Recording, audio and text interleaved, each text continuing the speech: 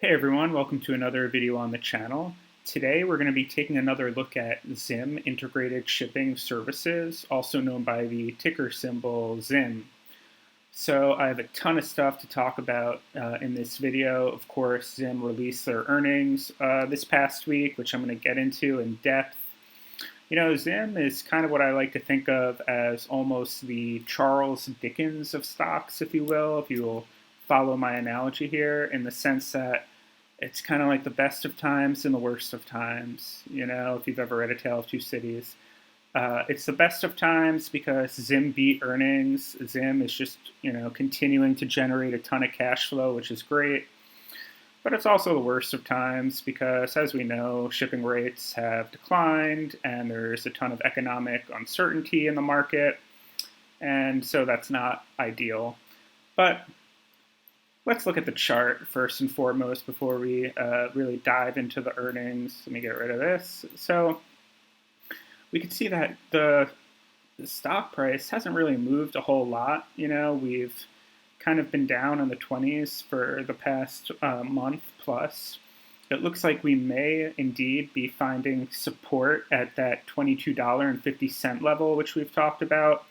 I'm going to be curious to see if that will hold as a level of support, because it looks like we've kind of been just kind of hitting it and bouncing off and hitting it and bouncing off. So I'm going to keep my eye out for that. Now, let's get into the earnings. So ZIM beat earnings, which is fantastic news. And diving a little bit deeper, we could see that they reported third quarter fiscal year 22 sales growth of 3% year on year to 3.23 billion, beating the consensus of 3.18 billion, which is great. That was a beat that they have going for them. I mean, it's only sales growth of 3%, but hey, in this kind of market, especially with the shipping industry, any kind of sales growth when demand is declining is fantastic news. So that was impressive. Now, on a more negative note, they did see that their carried volume in Q3 was only 842,000 TEUs, which is a year-over-year decrease of 5%. And again, the TEUs is a unit of measure that measures how much space on the ship, like how much per square foot that they're actually filling with items that they're transporting. So not ideal to see a decline. Now, the operating margin was 47.8%, which I was pleased with. Now, operating margin, of course, is how much the company's making per dollar of sales after paying out their costs, but before their tax or interest is figured in. To put that in perspective, so some of their competitors, like Star Bulk Carriers, has a operating margin of 47.66%. And Maersk, the largest shipper in the world, has an operating margin of only 36.48%. So you can see that they are outperforming their competitors in that, which is fantastic to see even in these difficult times. The operating income was 1.5 billion, solid. Now this part is really important. The company has $4.4 billion in cash. Fantastic news, fantastic, especially when you consider this next part, which is that their debt is only $250 million. So they have $4.4 billion in cash and debt of only $250 million. Fantastic. That means they have a ton of cash on hand, and they could do a whole ton of stuff with that cash. They could pay more out to shareholders. They could venture into other projects, which we'll look into. But that's always a good thing to see that they have a ton of cash and not that much debt. Fantastic. Now, in terms of another thing that's getting attention, their EPS beat. So their EPS was $9.66, which beat the estimate of $9.54. So great news. Great to see that they had a beat there. And so it's kind of like good and bad as we're going through this. It's like, yeah, TEU are decreasing, bad. Operating margin increasing, good. It's a bit of a mixed bag. I think overall, it's on the positive side given the economic situation we're facing, but I think this is why, the stock didn't go up more, or it didn't really go up much. It's kind of been staying in this trend despite reporting these earnings, despite the EPS beat and everything else. It's that they reduced their fiscal year of 2022 forecast of EBITDA from 7.8 to 8.2 billion to 7.4 to 7.7 billion. Now, this isn't really that surprising. It is a little disappointing because we said last time that the CEO, Eli Glickman, had reaffirmed their year-over-year forecasts, and now they're reducing it, which is not really ideal. And I mean, granted, they didn't reduce it by that much, but obviously we still don't want them to reduce it at all. But it is what it is. But given the economic situation and their money on hand too, this is a good news that they're going to pay again $354 million, or a dividend of $2.95, payable on December 7th to all shareholders as of November 29th, which equals out to 30% of their operating income, which is fantastic. That's what they've been doing. They've been paying 30% consistently. They're continuing to pay 30%, which I think is a good sign to shareholders that, yeah, they have $4.4 billion in cash. They're continuing to generate all this cash flow. Even if they weren't as profitable as previously, they're still making a ton of money and giving that to shareholders, which is all good news as far as I'm concerned, and something I like to see. Now let's focus on a few other aspects. I wanted to really touch on what the CEO said, because I think this is important to put in context. So they are generating significant cash flow, which is great. That's what I think it was Peter Lynch or one of these investors has a great quote about if no cash flow, just say no, or something like that when you're looking at a stock, because you do want to see them consistently generating revenue, which Zim is doing, which is great. And this is something else to really think about. So they're saying that we've declared this year over $1.26 billion, or $10.55 per share in dividends. Imagine that, $10.55 per share in dividends. So let's play devil's advocate here. Let's say that you bought the stock, I don't know, well, let's go back to our friendly stock chart. Let's say you bought the stock a year ago, and you paid, let's say, $60 for it. What was it a year ago? Yeah, okay, it was around $60. You already made like 20% in income just in dividends. I mean, yeah, the stock has had this big up and then a lot of downs, but you made 20% just by holding on to the stock through all the ups and downs if you didn't sell. And if you reinvested those dividends, you made even more. So I think just something to keep in mind with a lot of the people that are pissing all over Zim because the stock price has been downtrending.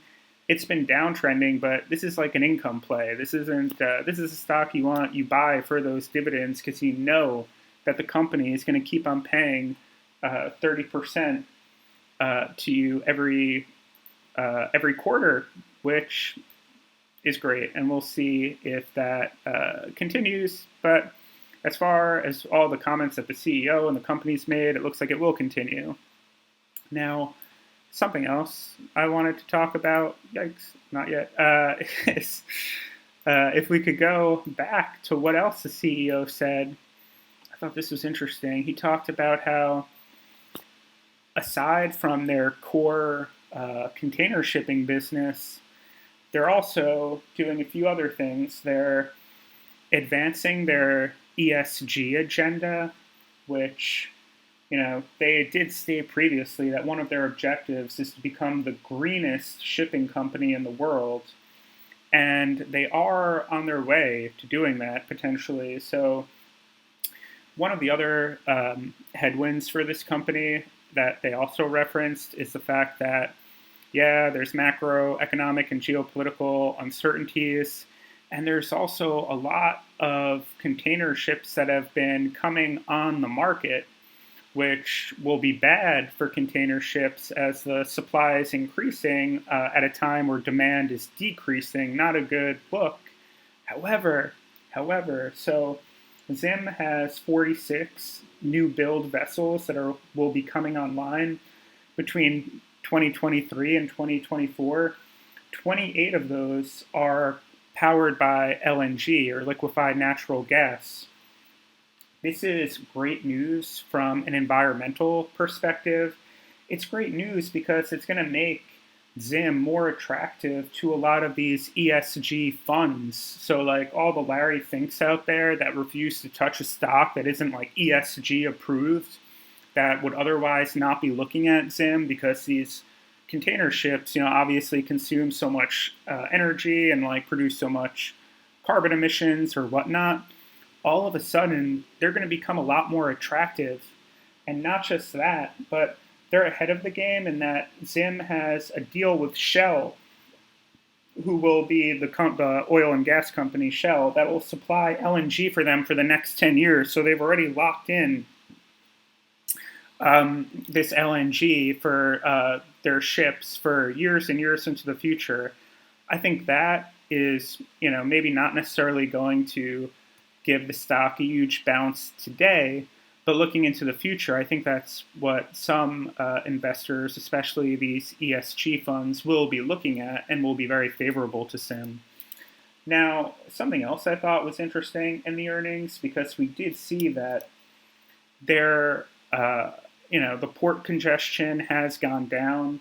So earlier in 2021, even into 2022, there was an average wait time of about 5 days to unload at these ports, both in China and on the West Coast. Now it's less than 3 days, which doesn't really bode well for Zim. We want that port congestion even more so, as like, anti-intuitive as it might sound. If you're like a regular person in the economy, you don't want port congestion, but if you're a Zim shareholder, you do want port congestion.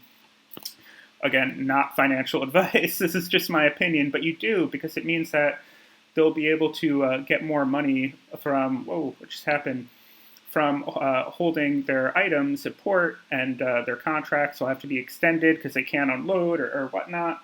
So the fact that port congestion is declining, not a great sign, but we'll see. We're coming into winter, which is a time where, in China, they may have further lockdowns. I mean, they've been just doing nothing but doubling down on their zero COVID policy. If they have more lockdowns, that port congestion time is going to go up. It might go up substantially. That should help out Zim.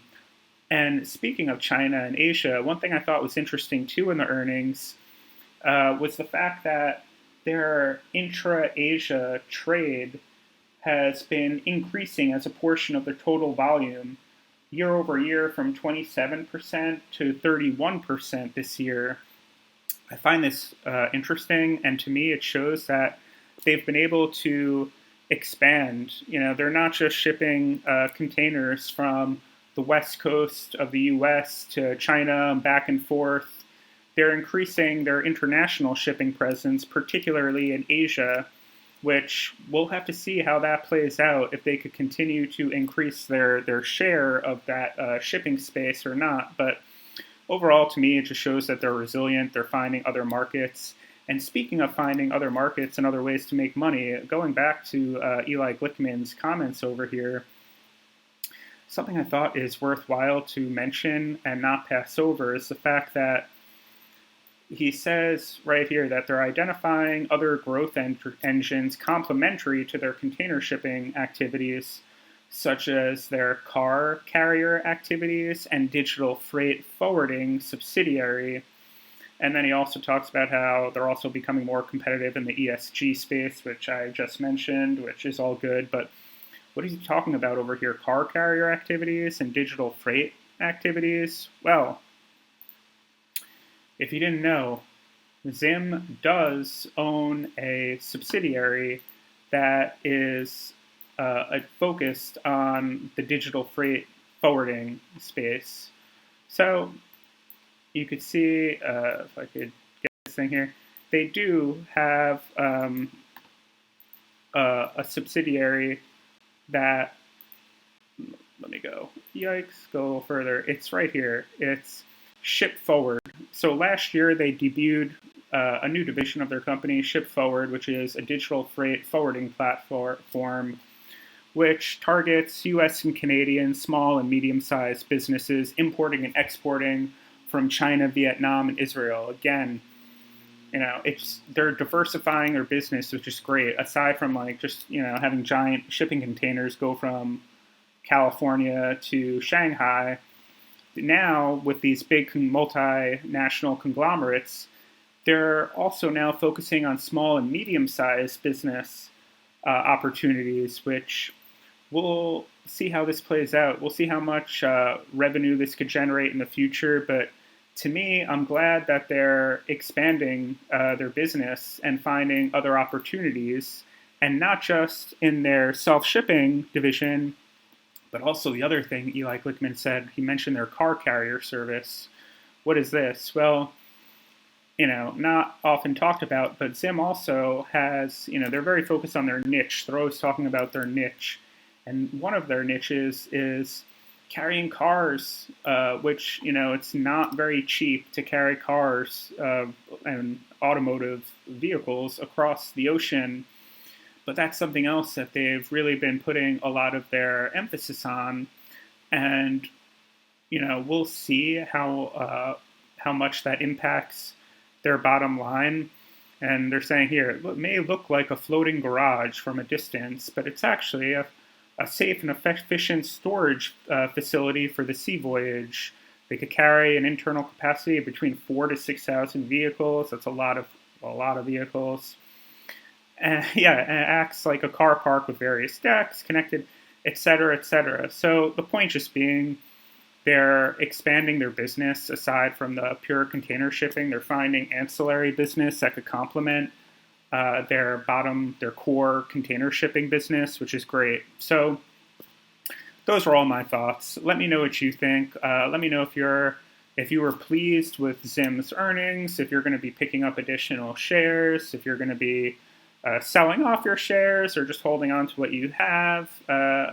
I'm not a financial advisor, but I'm curious what your thoughts are, and I'll catch you in the next one. Don't forget to follow me on Twitter, say hello, and I'll talk to you later. Bye.